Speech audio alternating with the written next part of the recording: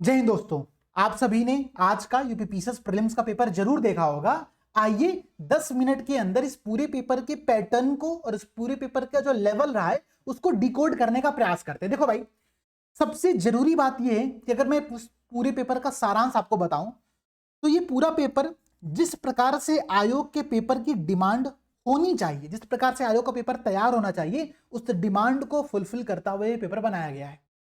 ये पेपर में आपको पीवाईक्यू बेस्ड जो थीम्स हैं उनकी भरमार देखने को मिलेगी। मैं आपको सारे थीम्स अभी दिखाऊंगा, मैं नोट कराऊंगा कि देखो भाई इन इन थीम से आपके प्रश्न पूछे गए हैं, ठीक है। अच्छा, लेकिन अगर मैं टाइम के अकॉर्डिंग बात करूं तो ये पेपर लेंदी था। ये पेपर लेंदी इस वजह से रहा है मेरे दोस्तों, क्योंकि इस बार एक भी सिंगल लाइनर क्वेश्चन आपके पेपर में नहीं डाला गया है। सिंगल लाइनर क्वेश्चन अगर मैं पिछले बार के बताऊं तो पिछले बार साइंस के लगभग 20-22 क्वेश्चन ऐसे थे जो कि सिंगल लाइनर में दिए गए थे और ये आपका समय बचा लेते हैं। लेकिन इस बार ऐसे प्रश्नों की संख्या 0 थी, इस वजह से ये पेपर बहुत लेंदी लगा है। इसके पीछे एक कारण और है। इस पूरे पेपर में एसर्शन रीजन बेस्ड जो क्वेश्चन आए थे उनकी संख्या लगभग 20 थी, ठीक है। वहीं पर मैथ्स द कॉलम वाले जो क्वेश्चंस थे वो भर के दिए गए थे पूरे पेपर में। तो ये पेपर समय के अकॉर्डिंग टफ के कैटेगरी में आता है। लेकिन अगर हम लोग पीवाईक्यू थीम पर जाएं, पीवाईक्यू के क्वेश्चंस पर जाएं, तो ये पेपर अपने हमेशा के पैटर्न पर रहा है, उसी पैटर्न को आगे ये बढ़ाता है, ठीक है। तो बातें बहुत क्लियर हो गई। अब देखो कि इसमें कौन कौन से क्वेश्चन पूछे गए थे, किस किस सब्जेक्ट से, किस किस कैटेगरी से किस प्रकार के प्रश्न आए थे, थोड़ा समझने का प्रयास करो। जैसे कि आयोग का एक बहुत पसंदीदा टॉपिक रहा है, बहुत पसंदीदा एरिया रहा है, जहां से इस बार एक भी प्रश्न आपको देखने को नहीं मिलेगा, वो है सेंसस 2011। सेंसस के प्रश्न हर बार लगभग 4-5 आ ही जाते हैं, जो कि इस बार एक भी नहीं आए। ये अपने में एक बहुत बड़ी बात है, ठीक है, पहली बात। दूसरी बात, अगर मैं यूपी स्पेशल क्वेश्चंस की बात करूं तो यूपी स्पेशल जो क्वेश्चंस की संख्या रही है वो लगभग 8 से 9 प्रश्न आपको यूपी स्पेशल से पूछे गए थे। कौन कौन से प्रश्न आए थे भाई? एक प्रश्न तो आपसे ये पूछा था कि ये जो ओडीओपी है, मूंजा प्रोडक्ट, ये किस डिस्ट्रिक्ट से संबंधित है। एक प्रश्न आपसे ये पूछा गया था, ये प्रश्न अपने में थोड़ा बाउंसर प्रश्न था, ठीक है, कि देवी पाटन जो मंडल है, ठीक है, देवी पाटन जो मंडल है, इस मंडल में कौन कौन से डिस्ट्रिक्ट शामिल होते हैं, ठीक है। अच्छा देखो, एक क्वेश्चन हो गया, दो क्वेश्चन हो गया। तीसरा क्वेश्चन अगर मैं आपको बताऊं यूपी स्पेशल का, तो वो ये था कि यूपी के संदर्भ में अभी एसडीजी रिपोर्ट जो आई है उसमें एक national indicator framework progress report जारी किया जाता है। ये रिपोर्ट कौन जारी किया, कौन कौन से संस्थान जारी किए, ये प्रश्न पूछा गया था, ठीक है। एक पेपर आपका पूछा गया था यूपी के संदर्भ में जो अभी रिसेंट में साउथ एशिया रीजनल सेंटर बनाया गया पोटैटो का, ठीक है, तो आलू केंद्र का जो सेंटर यहाँ पर बनाया आगरा के सिंगना क्षेत्र में, ठीक है, उसके संदर्भ में एक प्रश्न पूछा गया था, ठीक है। इसके अलावा एक प्रश्न यहाँ पर आपको देखने को मिल जाएगा कि जो यूपी के रामसर साइट है उन पर एक प्रश्न पूछा गया था कि भाई निम्नलिखित में से कौन सा साइट यूपी के अंतर्गत शामिल नहीं है, ये प्रश्न था।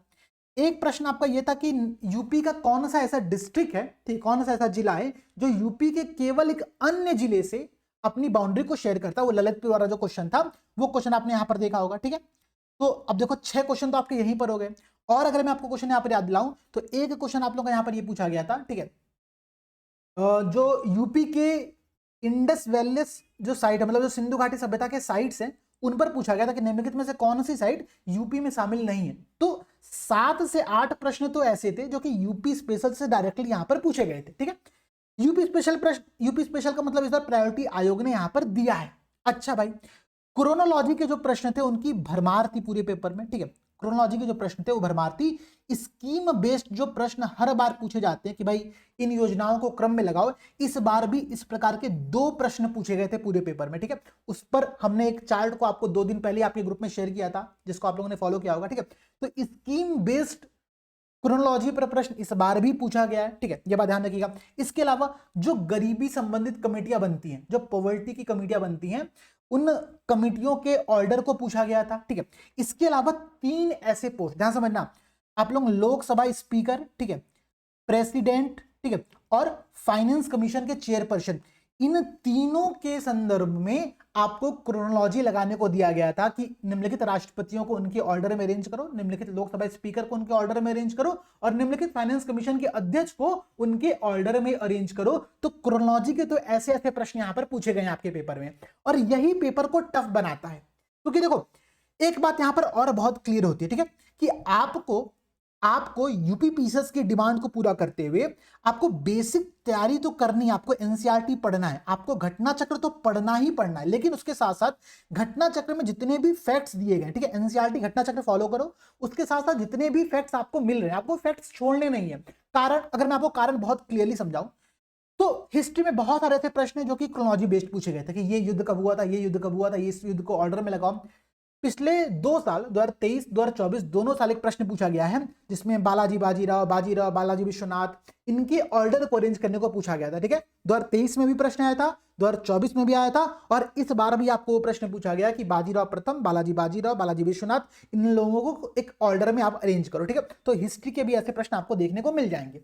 अच्छा भाई, अब अगर हम लोग डेज की बात करें, जो दिवस आधारित प्रश्न पूछे गए थे उन प्रश्नों की संख्या इस बार पूरी 2 थी, ठीक है। एक प्रश्न था जो कि बहुत इजी लेवल पर था, जहां पर आपसे ओजोन डे पूछा गया था, आपसे अर्थ डे पूछा गया था, इस प्रकार के जो क्वेश्चन थे, ठीक है। ये मतलब 3 डे यहां पर दिया गया था, उन तीनों डे को मिलाना था आप लोगों को, तो ये इजी क्वेश्चन था डे वाला।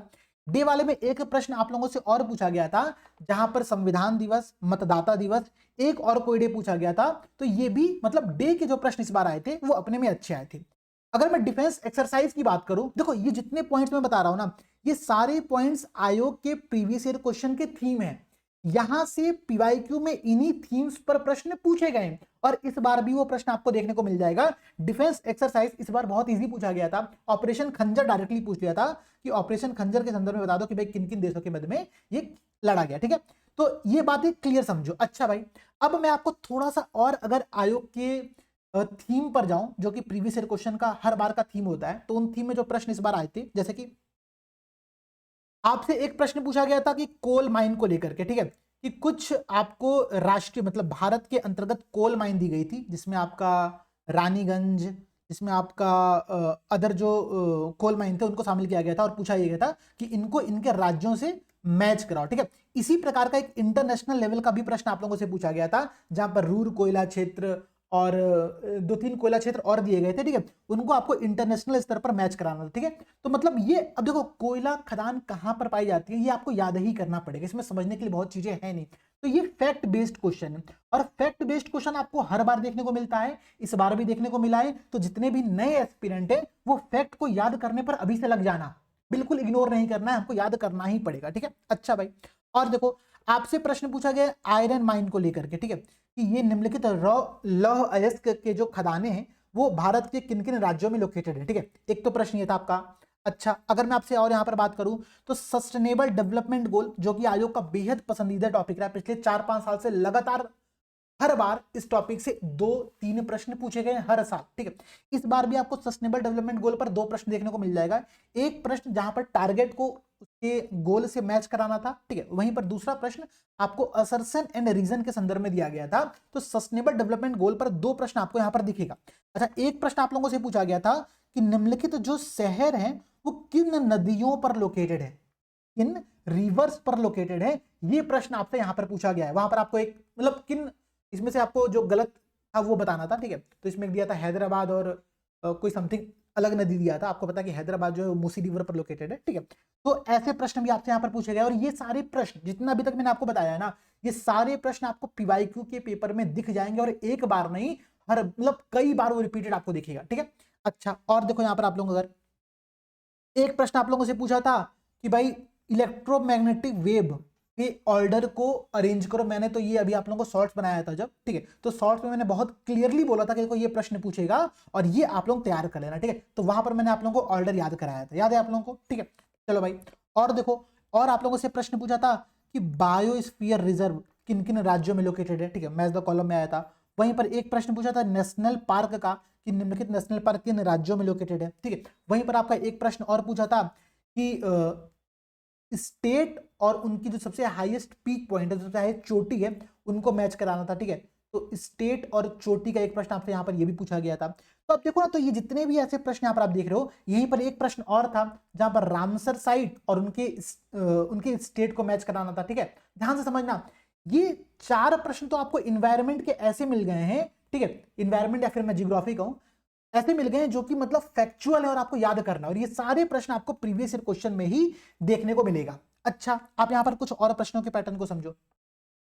यहां पर आपसे पूछा गया था कि दर्रा, ठीक है, कि कि भाई ये लिपुलेख दर्रा कहाँ पर है, बोमडीला दर्रा कहाँ पर है, ठीक है, सिपकीला दर्रा कहाँ पर है। और ये जो दर्रों वाला क्वेश्चन, जो पास वाला क्वेश्चन होता है ना, ये कई बार आपके पेपर में पूछा गया है, ठीक है। तो ये पेपर भी आपको यहाँ पर दिखेगा।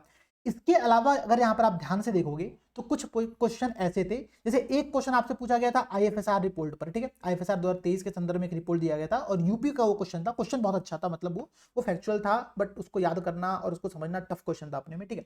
तो ये प्रश्न पूछा गया था। एक प्रश्न था कि विश्व की बहुत सारे जो ट्राइब्स हैं, मतलब 4 ट्राइब दिए गए थे और उनको वो किन रीजन्स में पाए जाते हैं, किन रीजन्स में उनका आवास है, उनको आपको मैच कराना था। एक क्वेश्चन था जहां पर आपको स्टेट के फॉर्मेशन के ऑर्डर को अरेंज करना था, ठीक है, राज्यों के गठन के ऑर्डर को अरेंज करना था।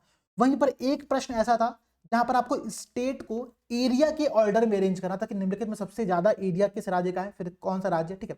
इसके अलावा एक क्वेश्चन ऐसा था जहां पर आपके पोर्ट बेस्ड क्वेश्चन पूछा गया था कि ये जो बंदरगाह है ये किस राज्य में लोकेटेड है, ठीक है, किस राज्य में लोकेटेड है। इसके साथ एक क्वेश्चन था जहां पर न्यूक्लियर पावर प्लांट दिया गया था और पूछा गया था कि ये किन राज्यों में लोकेटेड है। वहां पर कुडनकुलम, काकरापार, कैगा, रावत भाटा, ऐसे न्यूक्लियर पावर प्लांट के नाम आप लोगों को दिए गए थे, ठीक है। इसके अलावा एक क्वेश्चन था जहां पर आपसे डैम जो है वो किन रिवर के ऊपर बनाया गया है, ये प्रश्न पूछा हुआ था। स्वेज कैनाल किन दो वाटर बॉडीज को जोड़ती है, ये प्रश्न पूछा गया था, ठीक है। मैंने आपको बताया कि पॉवर्टी पर एक कमेटी का ऑर्डर पूछा गया था। 2 क्वेश्चन ऐसा था जो कि स्कीम के ऑर्डर पर पूछे गए थे। फजल अली आयोग में निम्नलिखित में से कौन शामिल है, ये प्रश्न पूछा गया था आप लोगों से। बौद्ध संगीतियां किस किस ऑर्डर में कहां पर हुई थी, ये प्रश्न पूछा गया था, ठीक है। तो देखो ये जितने भी प्रश्न मैं आप लोगों को बता रहा हूं ना, पॉलिटी के तो बहुत सिंपल सिंपल क्वेश्चन आए थे कि भाई 8th शेड्यूल में निम्नलिखित में से कौन सी भाषाएं शामिल नहीं है, ठीक है। निम्नलिखित का संविधान का जो पार्ट है, पार्ट 4A, पार्ट 6, पार्ट 11, ये किसके संबंध में है। कुछ शेड्यूल दिए गए थे, उन शेड्यूल में आपका 8th शेड्यूल भी शामिल था। 8th शेड्यूल पर एक प्रश्न अलग से था, प्रश्न पूछा गया था निम्नलिखित में से 8वीं अनुसूची में शामिल भाषाओं में कौन सी भाषाएं शामिल नहीं है, एक तो प्रश्न ये था। फिर एक प्रश्न था जहां पर 8th शेड्यूल को भाषा से मैच कराना था, ठीक है। तो भाई आप देखो पॉलिटी के ऐसे ऐसे प्रश्न यहाँ पर पूछे गए हैं। इसी के साथ कुछ अच्छे प्रश्न भी यहाँ पर थे, जैसे एक प्रश्न आपसे पूछा गया था एमआरपी के संदर्भ में, ठीक है। और ये क्वेश्चन मतलब मुझे पूरे पेपर में एक ऐसा प्रश्न लगा जो कि अपने में एनालिटिकल प्रश्न था, एकदम फैक्चुअल नहीं था।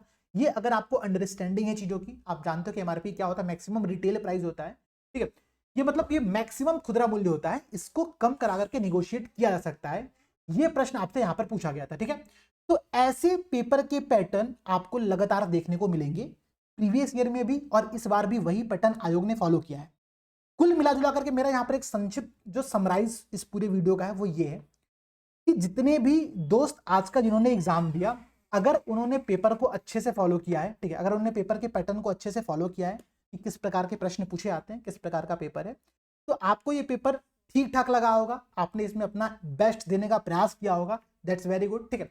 अगर अगर ध्यान समझिएगा, अगर आप नए एस्पिरेंट है और आप यहाँ से एग्जाम की प्रिपरेशन स्टार्ट कर रहे हो, तो आपको ये बात समझनी पड़ेगी कि ठीक है भाई, हमको history, geography, polity, economics, science सब चीजें पढ़नी है, हम बेसिक से पढ़ेंगे, हम एनसीईआरटी को फॉलो करेंगे, हम कॉन्सेप्ट को समझेंगे, बट उसके साथ साथ हमको यहाँ पर जो सबसे इंपॉर्टेंट काम करना है वो काम ये है कि हमको फैक्ट्स को भी देखना है, हमको प्रीवियस ईयर क्वेश्चन में पूछे गए थीम को भी समझना है, और ये पेपर का पैटर्न देखो, अगर मैं पेपर के पूरे पैटर्न की बात करूं, अगर मैं पेपर के कट ऑफ की बात करूं, जो कि आपका प्रश्न जरूर पूछा जाएगा आप लोगों के द्वारा, ठीक है।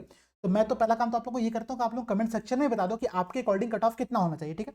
दूसरा, मैं अगर आपको यहाँ पर एक कट ऑफ का बहुत बेसिक आइडिया दूं, तो मेरा बहुत सिंपल पैटर्न है कट ऑफ को लेकर के, ठीक। कट ऑफ के लिए कोई साइंटिफिक फॉर्मूला किसी व्यक्ति के पास नहीं है इस दुनिया में, ठीक है, कि कोई कट ऑफ प्रेडिक्ट कर सके। हर बार जो भी कट ऑफ का प्रेडिक्शन होता है वो बहुत ज्यादा वेरी करता है आयोग के आए कट ऑफ से, ठीक है। तो ये बातें तो बहुत क्लियर है, लेकिन मेरा यहां पर ये मानना है कि अगर हम पिछले 4-5 सालों के कट ऑफ का एवरेज निकाल लें, ठीक है, और अगर आप उस एवरेज के अराउंड में हो, +-5 में हो, तो आप सेफ हो, आपको प्रिपरेशन अपनी कंटिन्यू करनी चाहिए आगे की। ये सबसे सिंपल और सबसे सेफ पॉइंट है जो कि हम लोग समझेंगे, क्योंकि देखो बहुत सारे चैनल है, बहुत सारे प्लेटफॉर्म है, बहुत सारे टीचर्स है, सब लोग अपने अपने कट ऑफ को प्रेडिक्ट करेंगे। सिंपल सी बात है, किसी का भी कट ऑफ बहुत फिट नहीं बैठने वाला है, बाई लक अगर किसी का फिट बैठ गया तो बैठ गया, वरना इसके लिए कोई साइंटिफिक फॉर्मूला कभी बन ही नहीं सकता है।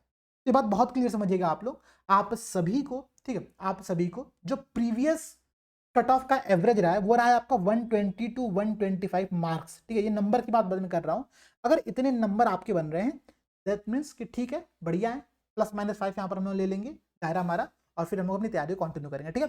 बाकी आप सभी को बहुत सारी शुभकामनाएं जिन्होंने भी एग्जाम दिया है।